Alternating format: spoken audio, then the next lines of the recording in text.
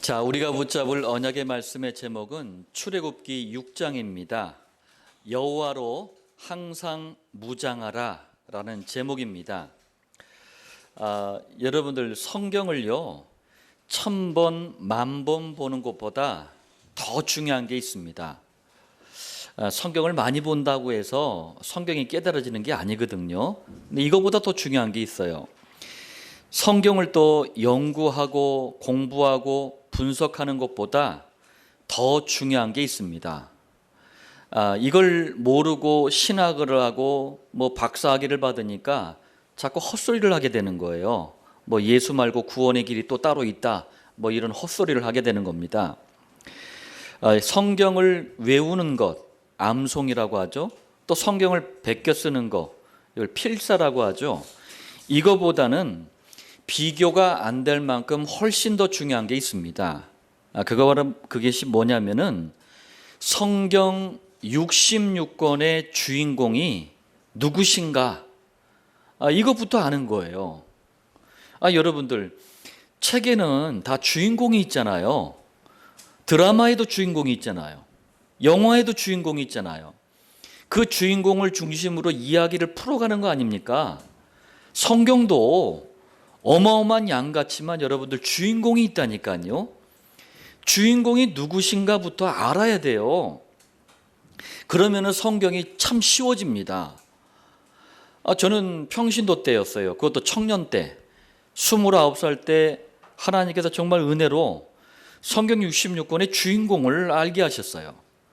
그 다음부터 성경이요 꼭 느낌이 그랬어요.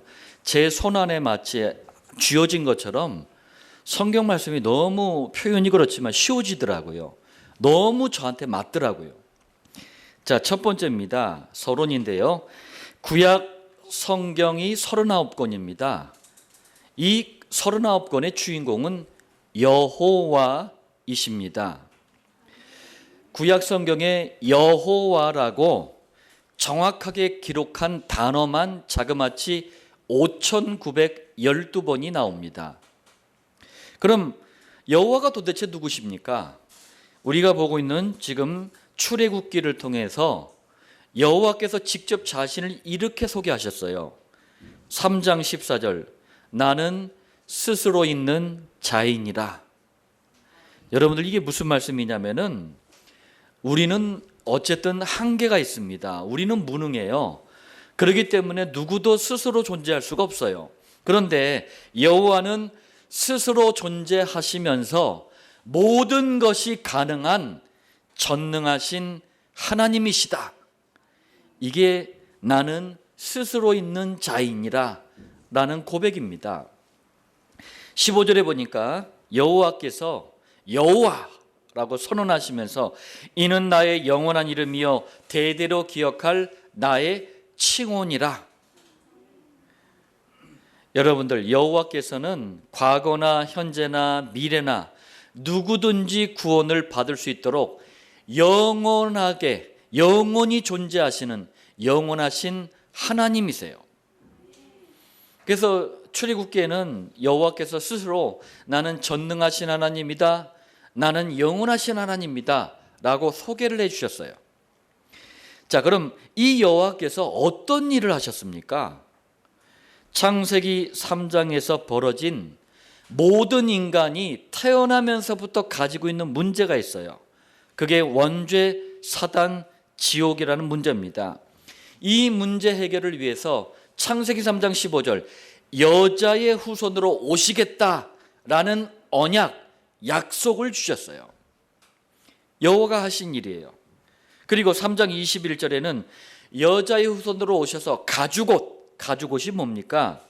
십자가에 피 흘려 죽으시는 희생, 이게 가죽옷이에요. 이 희생을 통해서 원죄 사단 지옥을 해결하시겠다. 이 일을 그리스도의 일이라고 합니다.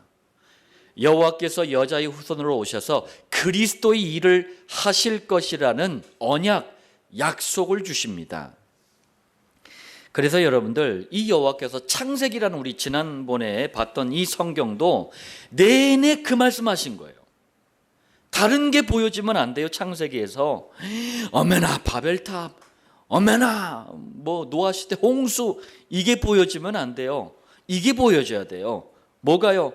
이 약속을 계속 이 언약을 설명하시는 게 보여져야 돼요. 노아 시대에는요, 창세기 6장 14절 방주로, 이삭 시대에는 창세기 22장 13절 이삭 대신 죽은 숫 양으로, 야곱 시대에는 28장 12절 베델의 사닥다리로, 요셉 시대에는 45장 7절 그리스도의 복음 가진 후손, 영어로 렘넌트라고 합니다. 이거를 이사야서 6장 14절에는 그루터기라고 번역을 했어요. 이 후손, 이렇게 계속 창세기 내내 여자의 후손으로 오셔서 그리스도 일을 하실 것이라는 이 말씀을, 이 언약을, 이 약속을 이름만 바꿔가면서, 내용만 바꿔가면서, 시대만 바꿔가면서, 사람만 바꿔가면서 계속 일관되게 설명하신 거예요. 두 번째입니다. 그러면은 신약 성경은 27권입니다. 27권, 이 신약 성경의 주인공은 누굽니까? 바로 구약 성경 39권의 언약, 약속, 제가 지금까지 설명드린 그 언약, 약속을 이루기 위해서 오신 분이 예수님이세요. 왜 예수님을 주인공이라고 합니까? 여러분들, 예수님은 이 땅에서 유일하게 창세기 3장 15절 여자의 후손 언약을 이루기 위해서 오신 여호와 하나님이세요. 그래서 신약에는 여호와란 단어가 없어. 물론 구약은 히브리어로 기록했기 때문에 그 여호와라는 게 히브리어거든요. 신약에는 헬라어, 그리스어로 기록이 되어 있어요. 그래서 없는 겁니다. 그 여호와가 이제 예수님으로 오신 거예요. 증거 있습니까? 마태복음 1장 18절입니다. 예수 그리스도의 나심은 이러하니라. 그러니까 예수님이 어떻게 오셨는지를 설명하는 거예요. 성령으로 잉태된 것이 나타났더니. 여러분들, 모든 인간은 남자의 씨에 의해서만 번식이 되는 남자의 후손이에요. 우리 옛말에 그런 게 있거든요. 아버지 날 낳으시고 어머니 날 기르시고. 아니, 우리 아빠가 언제 날 낳아? 우리 엄마가 낳지? 이게 무슨 말이에요? 남자의 씨에 의해서만 번식되는 남자의 후손이란 얘기예요. 모든 인간은 그래요. 그런데 예수님은 남자의 씨와 상관없이 여호와께서 동정녀 처녀의 태에 스스로 들어가셔서 이 땅에 오신 여자의 후손이에요. 이게 여자의 후손이란 말이에요. 이게 여자의 후손은 예수님밖에 없습니다. 여호와께서 여자의 후손으로 오신 분이 바로 예수님이십니다. 그래서 요한복음 1장 14절에 말씀이 육신이 되어, 아니 말씀으로 온 우주 만물을 창조하시고 말씀하시던 눈에 보이지 않는 영이신 하나님이 육신이 되어 우리 가운데 거하심에, 예수님은 단순한 사람의 아들이 아닙니다.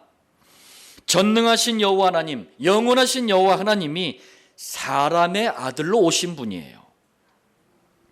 예수님 스스로도 이걸 증명해 주셨어요. 요한복음 5장 39절, 너희가 성경에서 영생을 얻는 줄 생각하고 성경을 연구하거니와. 여러분들, 여기서 성경은 구약 성경을 얘기하는 겁니다. 신약은 아직 쓰여지지도 않았어요. 구약 성경 우리가 보잖아요. 그런데 구약 성경의 주인공이 누구예요? 아까 말씀드렸지 않습니까? 여호와 하나님이세요. 그런데 여호와께서 어떻게 해요? 성경을 연구하거니와 이 성경이 곧 내게 대하여 증언하는 것이니라. 여호와께서 신약 시대에는 사람의 아들로 오셨어요. 사람의 아들로 오셨기 때문에 이름을 예수라고 부른 거예요. 예수님은 구약 성경의 주인공이 사람의 아들로 오신 분입니다. 성경에 셀 수 없을 만큼 많은 이름들이 나와요. 많은 사람들이 등장하지만 성경의 주인공은 예수님 외에는 없어요. 그래서 창세기를 봐도 말라기를 봐도 예수가 보여져야 되는 거예요. 마태복음을 봐도 요한계시록을 봐도 예수님이 보여져야 되는 거예요. 왜? 주인공은 한 분이에요. 다시 한번 강조하겠습니다. 구약 성경 39권의 주인공이신 여호와가 바로 신약 성경 27권의 주인공이신 예수님이셔요. 그렇기 때문에 오늘 강단 말씀 제목이 여호와로 항상 무장하라, 이 말은요 그리스도로 항상 무장하라, 이 말과 똑같은 말이에요. 자, 그렇다면은 여호와가 사람의 아들로 오신 예수님이 도대체 어떤 일을 하셨습니까?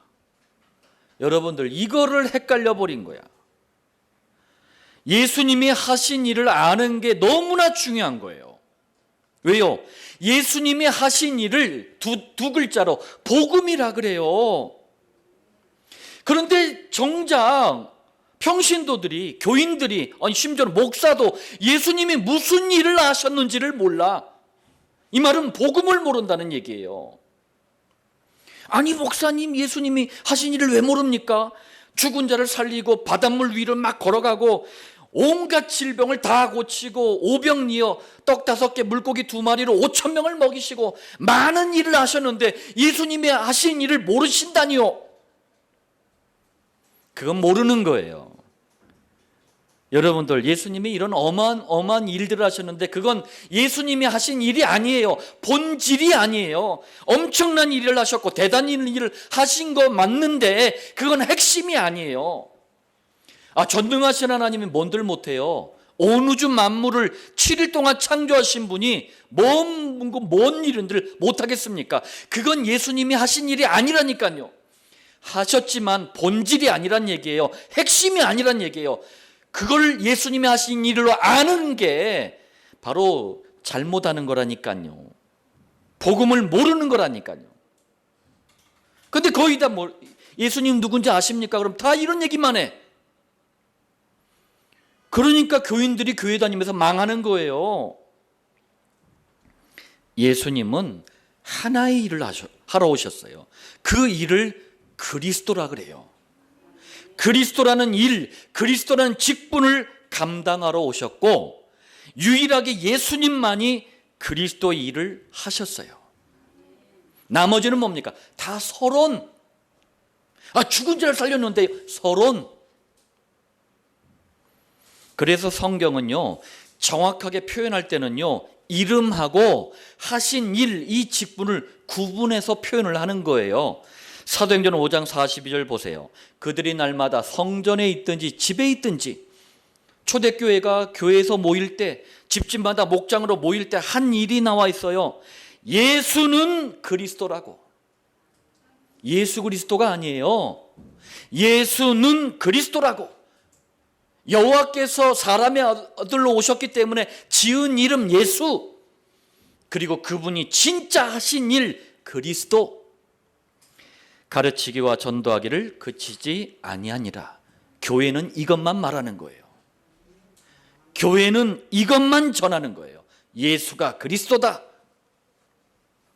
자, 예수님이 하신 일, 이 직분을 그리스도라고 하는데, 그리스도라는 것은요 구약시대에 세운 선지자, 제사장, 왕, 이 세 직분을 합한 단어가 그리스도예요. 그렇다면 유일하게 예수님만이 감당하신 그리스도 3직분, 이게 뭔지를 한번 보겠습니다. 여러분들, 우리 인생에 그리스도가, 예수님이 이 땅에 오셔야 될 이유가 뭡니까? 그 사건이 창세기 3장이에요. 창세기 3장에서 시작된 게 뭡니까? 원죄, 죄의 뿌리예요. 죄의 시작이에요. 이것 때문에 우리 조상들 우상 숭배하면서 지냈어요. 그리고 지금도 태어나자마자 부모님이 절대 안 가르쳐줘. 너 이거 죄 져라. 안 가르쳐줘. 근데 알게 모르게 자꾸 죄를 져. 자범죄. 이 죄 문제를 해결하지 못하면 평생 저주와 재앙을 당하는 거예요. 왜 교회를 다니는데 왜 이 저주와 재앙이 임합니까? 복음을 몰라서 그래요. 예수님이 무슨 일을 하셨는지를 몰라서 그래요. 바닷물 위를 걸으신 게 아니라니까요. 오병이어가 아니라니까요. 예수님은 구약시대에 수많은 제사장을 세워서 죄 문제를 해결하게 하셨어요. 그런데 예수님은 그런 일반 제사장이 아니고 영원한 대제사장으로 오셔서 우리에게 영원한 속죄, 영원한 죄사함을 주시는 그리스도이십니다. 예수님을 그리스도로 믿을 때 이 저주와 재앙이 떠나가는 거예요. 저주와 재앙이 뭡니까? 내가 원치 않는데 당하는 거예요. 어떤 부모가 어떤 자녀가 불행하길 원하겠습니까? 그런데 당하는 거예요. 예수님을 그리스도로 믿을 때 떠나가는 겁니다. 창세기 3장 사건을 눈에 보이지 않게 배후에서 조종한 존재가 있어요. 그놈이 사단이에요. 사단은 지금도 하나님 떠난 불신자들에겐 요한복음 8장 44절에 보니까 영적인 아버지예요. 그럼 마귀의 자녀 아닙니까? 마귀의 자녀는 절대로 행복이 없어요. 일평생 마귀가 주는 실패, 고통을 계속 당해야 되는 거예요. 예수님은 구약시대에 수많은 왕을 세웠어요. 그래서 이스라엘 민족의 원수들을 물리치게 했어요. 그런데 예수님은 그냥 일반 왕이 아니고 만왕의 왕으로 오셨어요. 그래서 성도들에게 원수가 있어요. 그 원수를 박살내신 그리스도이십니다.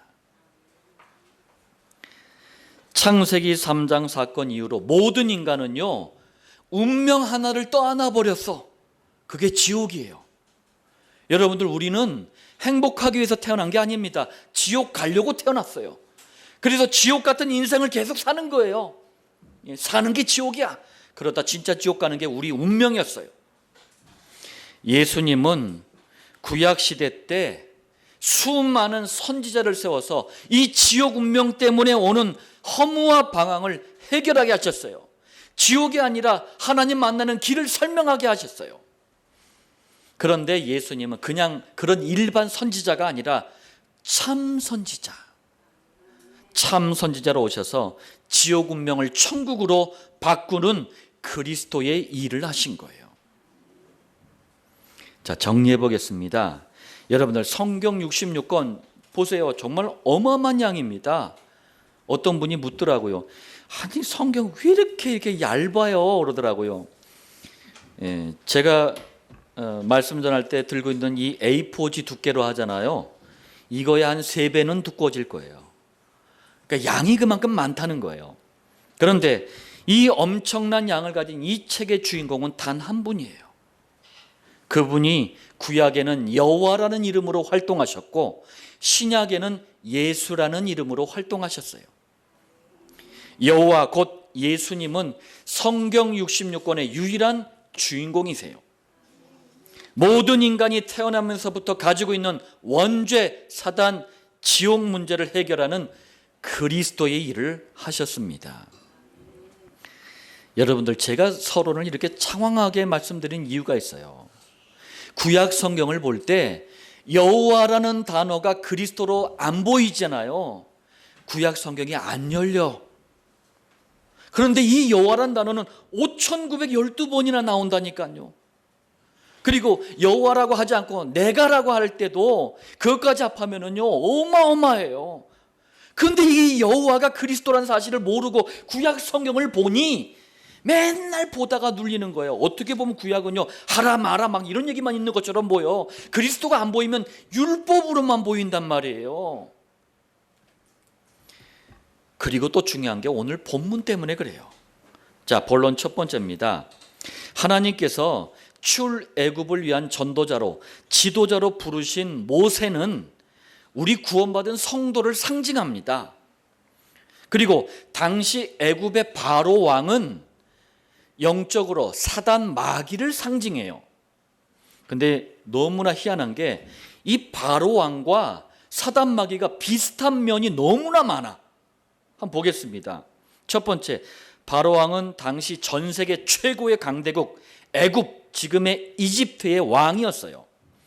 근데 사단도 보세요. 그때나 지금이나 요한복음 16장 11절 이 세상 임금으로, 고린도후서 4장 4절 이 세상 신으로 군림하고 있다니까요. 여러분들, 세상이 왜 자꾸 어려워집니까? 요 존재를 모르면 이해가 안 되는 거예요. 저는 지금 참 좀 안타까운 게 있어요. 여러분들, 대통령 선거 우리 뭐 몇 년마다 하잖아요. 5년인가 마다 하잖아요. 7년인가 5년인가 하잖아요. 대통령 뽑을 때마다 여러분들 국민들이 뽑는 것 같죠? 제가 볼 때는 점쟁이가 뽑아. 왜요? 정치인들 싹 다요, 가장 그 당대 유명한 역술인들 찾아가요. 점쟁이들 찾아가서 딱 정해놓고 미는 거예요. 우리나라 대통령들이 맨날 점쟁이가 뽑는다니까. 김영삼 대통령 장로 대통령이라고 점쟁이가 뽑았다니까요. 전속 역술인이 그 캠프에 참모로 들어가고 나중에 대통령이 딱 되니까 저기 낙하산으로 뭐 하나 받고 공무원으로 활동했다니까요. 우리나라가 그런 나라예요. 그러니까 어려워지는 거예요. 뽑아놔봤자. 사단 마귀가 지금 21세기 이 과학 시대에 이 박사들이 길거리에 널려있는 이 시대에도 여전히 활동하고 있다니까요. 두 번째, 바로왕은요, 그리스도의 십자가의 희생을 상징하는 희생제사를 막았어요. 모세가 바로에게 찾아가서 하나님께 희생제사 드리겠다 이렇게 말하니까 출애굽기 5장 17절, 바로가 이르되 너희가 게으르다 게으르다. 이게요, 일단 욕부터 퍼부은 거예요. 성경에 욕을 기록할 수 없으니까 게으르다 게으르다 이렇게 반복해서 하는데, 이걸요 그냥 원래대로 얘기했자면 이 게을러 터진 XX들아 이런 얘기예요. 그리고 너희가 이르기를 우리가 가서 여호와께 제사를 드리자 하는도다. 점잖게 얘기한 것 같죠? 좋은 말이 아니에요. 이것도 이 게을러 터진 XX들아 뭐? 희생제사라고? 웃기시네. 뭐 그런 얘기예요 이게. 희생제사를 막으려고 이스라엘 민족을 핍박을 합니다. 사단도요, 희생제사의 실물, 실체, 주인공으로 오신 그리스도만 막는 거예요. 다른 건 다 해도 괜찮아. 막 그냥 5만 가지 교회가 다 해도 사단은 춤을 춰. 왜? 그리스도만 모르거든. 마태, 마가, 누가, 요한복음을 사복음서라 그래요. 사복음서를 보세요. 사단이 뭔 짓을 하나. 마태복음 4장 1절로 10절, 그리스도만 모르도록, 그리스도만 놓치도록 육신적인 필요를 자꾸 막 줬다 뺏었다면서 유혹을 해요. 명예, 자리, 자존심을 자극해가지고 서로 자리 차지하려고 막 싸우도록, 그래서 그리스도를 놓치게 합니다. 경배의 대상을 그리스도가 아닌 세상 임금 사단으로 바꾸려고 그래요. 오늘날 교회 교인들이 여기다 싹 다 넘어갔어. 마가복음 5장 1절로 5절이에요. 그리스도를 막으려고 사람들에게 정신적인 혼란을 줘요. 마음의 고통을 줍니다. 비정상적인 생각을 갖도록 자꾸 역사를 해요. 여러분들, 현대 과학과 의학이 정신의 문제, 마음의 문제, 생각의 문제를 왜 못 고치는지 이유가 바로 이거예요. 누가복음 9장 28절에서 36절, 오직 그리스도만 막으려고, 오직 그리스도만 되지 못하도록 모세를 등장시켜요. 모세가 상징하는 게 율법주의예요. 이게 뭐냐? 야, 하나님의 말씀을 다 지켜야지, 하나님 말씀대로 살아야지, 요렇게 그래야 구원받지. 이걸 율법주의라 그래요. 우리 다 못 지켜요. 우리 말씀대로 다 못 살아요. 그래서 우리에게 사는 길, 복음을 주신 거예요. 현장에서 만난 많은 교인들, 특히 열심히 믿는다고 하는 교인들 거의 다 율법주의. 그래서 말씀을 내가 못 지켰는데, 말씀대로 살지 못했는데 맨날 죄책감, 죄의식에 시달려.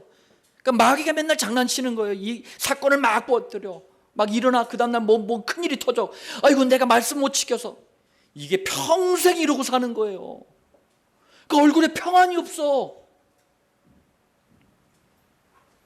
엘리야가 상징하는 게 신비주의예요. 교회 안에 엘리야를 뜩 등장시켜.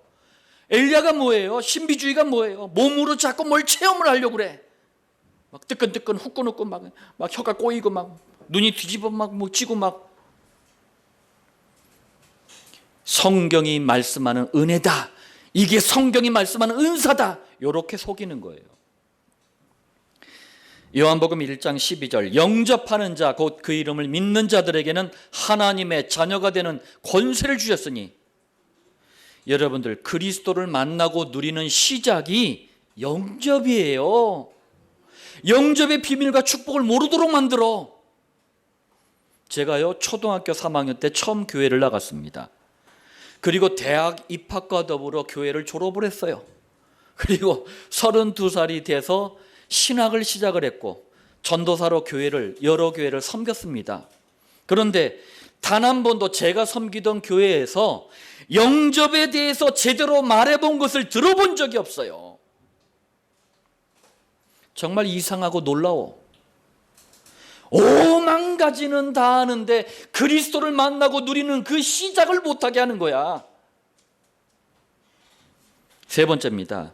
바로왕은요, 희생제사를 막으려고 너무나 악랄하게 수 없는 거짓말까지 해가면서 끈질기게 버팁니다. 그런데 출애굽기 12장 1절로 13절, 이스라엘 민족이 유월절에 어린 양의 피를 문 임방과 설주에 발랐어요. 그랬더니 어머나, 두 손 들고 항복을 해버리네.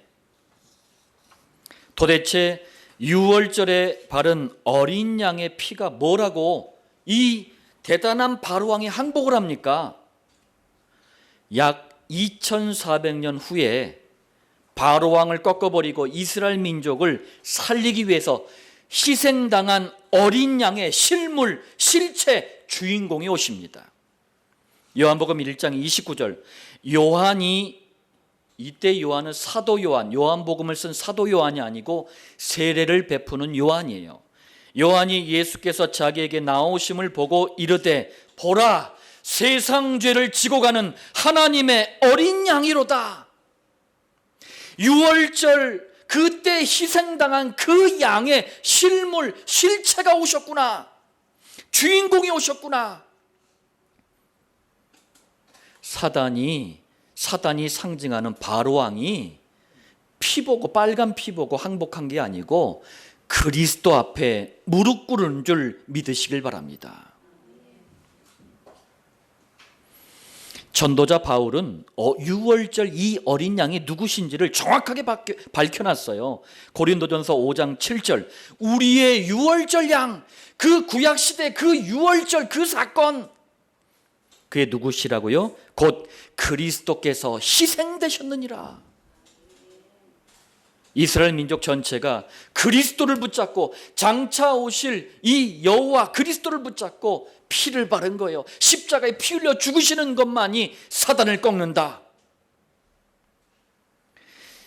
사단도요, 그리스도께만 두 손을 듭니다. 사단도요, 그리스도 정확하게 아는 사람한테만 무릎을 꿇어요. 부흥사한테 무릎 꿇는 게 아니고, 신비주의자한테 무릎 꿇는 게 아니고, 그리스도 아는 자에게만 역사를 못해요. 벌벌벌 떱니다. 요한일서 3장 8절 보세요. 하나님의 아들이 나타나신 것은 마귀의 일을 멸하려 하심이라. 하나님의 아들이 누구예요? 살아계신 여호와 하나님이 사람의 아들로 오셨다는 표현이 하나님의 아들이에요. 누굽니까? 예수님이에요. 예수님께서 마귀와 그 권세와 그 버려놓은 일까지 싹 다 박살을 내신 거예요. 이 세상에 임금, 왕으로 이 가짜가 군림을 뜩 하고 있는 거예요. 이 사단 마귀를 박살내기 위해서 그리스도께서는 만왕의 왕으로, 하늘의 왕으로, 참된 왕으로 만주의 주로 오신 거예요. 그 고백이 요한계시록 17장 14절이에요.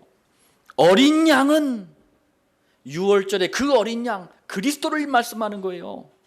만주의 주시오 만왕의 왕이심으로 그들을 이기실 터이요. 할렐루야. 정리하자면 바로왕과 너무나 비슷한 게 이 사단 마귀예요. 그런데 이게 여전히 존재하고 활동하고 있어요.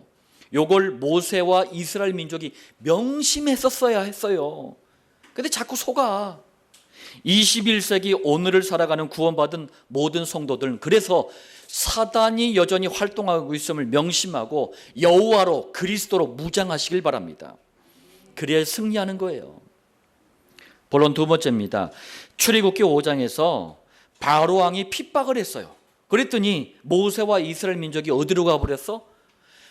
과거에 각인 뿌리 체질된 잘못된 그쪽으로 가버려요. 그러니까 출애굽기 6장에서는 여호와께서 요걸 이제 이러면 안 되니까 무장을 시켜줘요. 어떻게? 여호와로 그리스도로 이스라엘 민족과 모세를 다시 무장을 시켜주셔요.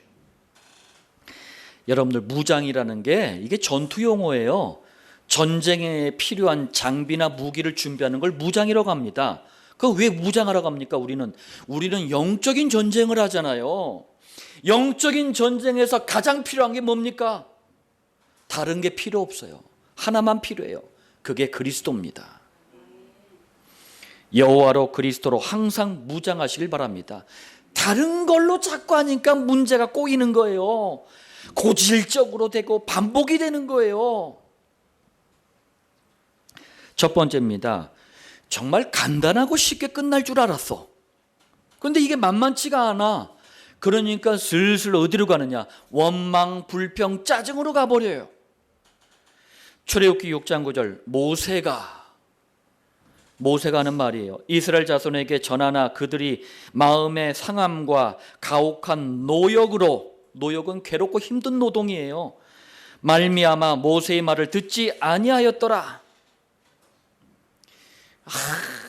내가 지금 마음고생도 심하고 몸도 피곤한데 저게 그냥 희생제사 얘기하는 바람에 더 힘들어졌다 하면서 원망, 불평, 짜증으로 가는 거예요. 이때 여호와께서는 만왕의 왕 되시는 여호와 곧 그리스도로 무장을 시켜주셔요. 그게 6장 1절이에요. 여호와께서 뭐라고 하십니까? 이제 내가 바로에게 하는 일을 네가 보리라. 강한 손으로 말미암아 바로가 그들을 보내리라. 강한 손으로 말미암아 바로가 그들을 그의 땅에서 쫓아내리라. 무슨 말씀이에요? 영적으로 사단 마귀를 의미하는 바로 왕이 여호와의 강한 손, 여호와께서 강한 손을 가지고 계셔요? 여호와의 능력을 말하는 거예요. 여호와의 능력으로 이 바로 왕을 무너뜨리겠다. 두 손 들고 항복한다는 얘기예요. 그래서 여호와의 능력으로, 그리스도의 능력으로 애굽에서, 곧 원죄 사단 지옥에서 해방시켜 주겠다, 이 말씀이에요. 마귀에게 속아서 원망, 불평, 짜증내지 말고 여호와로 그리스도로 무장하시길 바랍니다. 두 번째예요.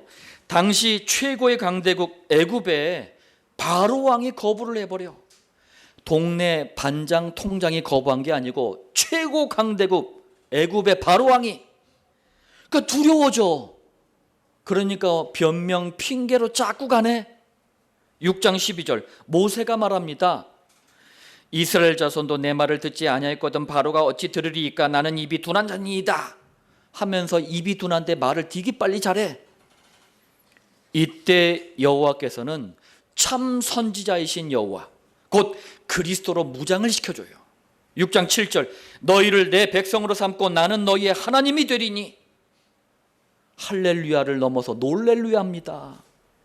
6장 8절 내가, 여호와께서 또 말씀하셔요. 주기로 맹세한 땅으로 너희를 인도하고 그 땅을 너희에게 주어 기업을 삼게 하리라. 나는 여호와라.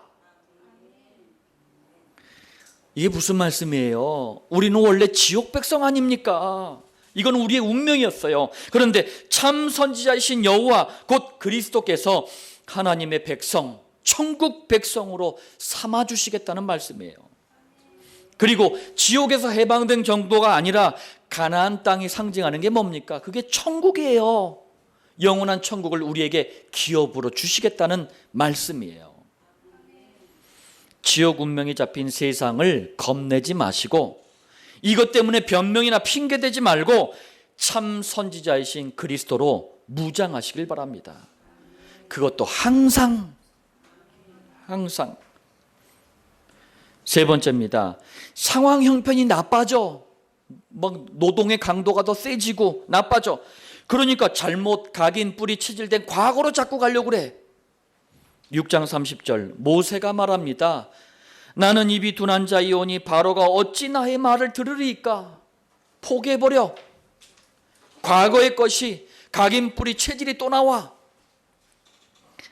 이때 여호와께서는 영원한 대제사장이신 여호와 곧 그리스도로 무장을 시켜주셔요. 그게 6장 14절에서 27절입니다. 본론 세 번째 이걸 다시 다룰 겁니다.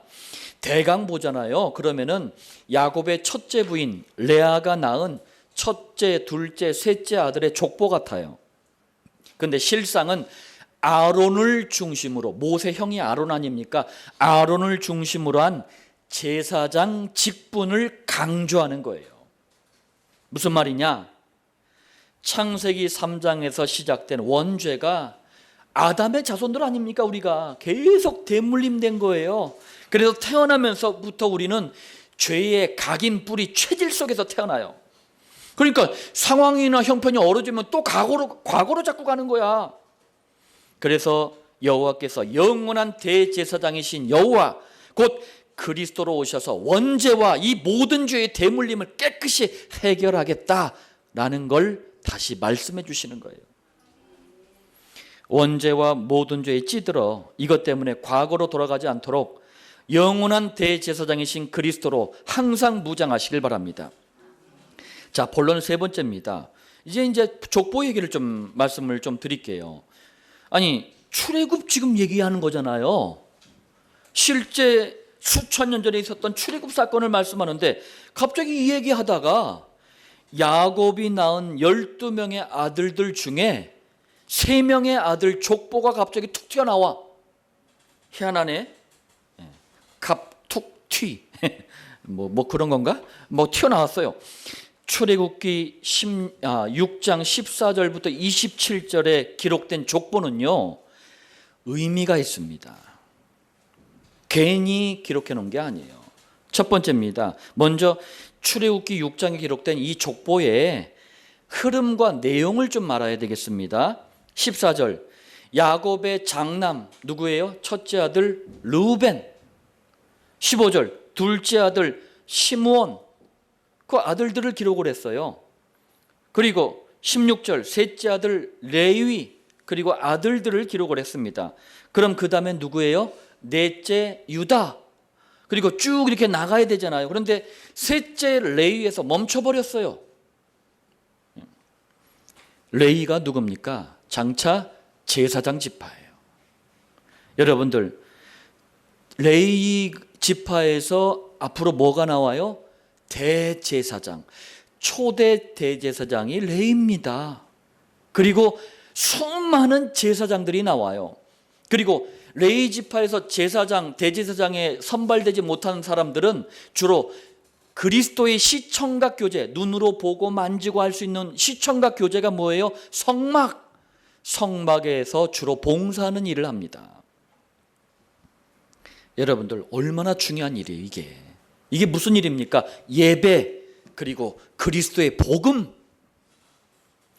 이 중요한 일을, 이 중요한 제사장 직분을 강조하기 위해서 처음에는 이제 뿌리가 있다는 걸 말해주기 위해서 그냥 르우벤, 시몬 썼다가 그 다음에 레위서부터는 딱 멈춰버리고 그 다음에 이어지는 게 뭡니까? 레위 족보로 가버려요. 레위에서 멈춘 족보가 레위가 낳은 세 아들의 족보로 이제 이어집니다. 6장 16절, 게르손과 고앗과 무라리요. 그리고 이 세 아들 다음에 또 아들 얘기가 17절에서 19절에 나옵니다. 그런 다음에는 여기서 한 사람을 마치 손가락으로 똑 집어서 이렇게 빼내듯이 한 사람을 빼내요. 그게 누구냐? 6장 18절에 레위가 낳은 둘째 아들이 고앗이잖아요. 고앗이 또 아들을 낳았는데 그 첫째 아들이 아므람이에요. 아므람이 누굽니까?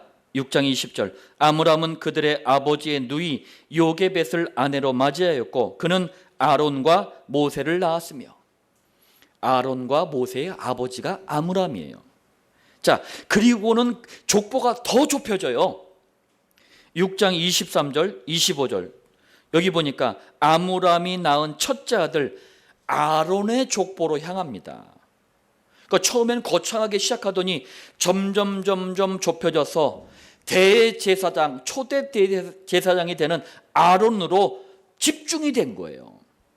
그러다가 마지막으로 6장 26절 27절 출애굽이라는 하나님의 엄청난 구원의 역사에 가장 크게 쓰임받은 두 사람을 가리키면서 족보가 끝납니다.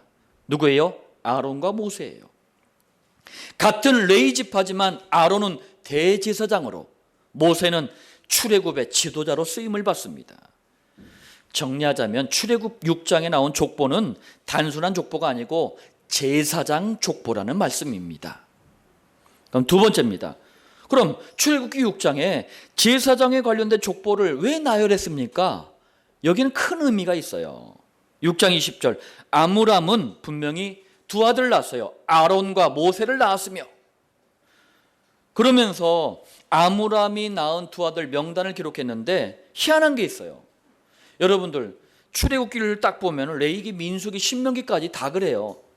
출애굽의 지도자, 40년 광야 생활을 이끈 이 카리스마 넘치는 지도자가 누구예요? 모세란 말이에요.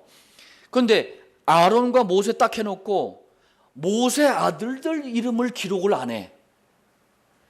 아론과 아론의 아들들만 기록을 해놨어요. 왜요?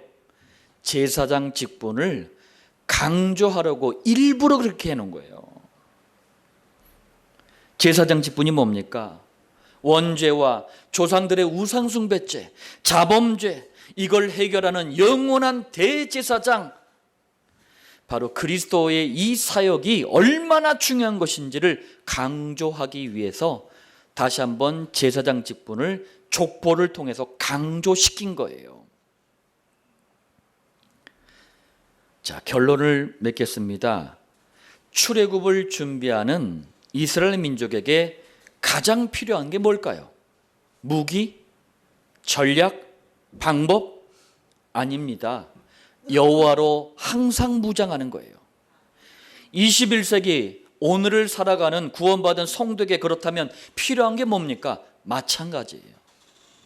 하나님께서 우리에게 주신 유일한 영원한 완전한 해답이신 여호와로, 그리스도로 항상 무장하는 것이 가장 중요합니다. 첫 번째입니다. 이를 위해서 유일한 영원한 완전하신 해답 그리스도만 선포되는 강단 말씀에 여러분들 그래서 집중하라고 하는 거예요. 주일은 다른 시간이 아니에요. 여호와이신 그리스도로 무장하는 시간입니다. 두 번째, 강단을 통해 받은 그리스도의 복음의 말씀을 내 것으로 또 만들어야 돼요. 개인화한다 그래요. 그 시간이 정시기도입니다. 정시기도 하루 3번 시간을 정해놓고 강단 말씀을 묵상하는 거예요. 근데 이게 잘 안 돼. 그래서 계속 도전하는 거예요.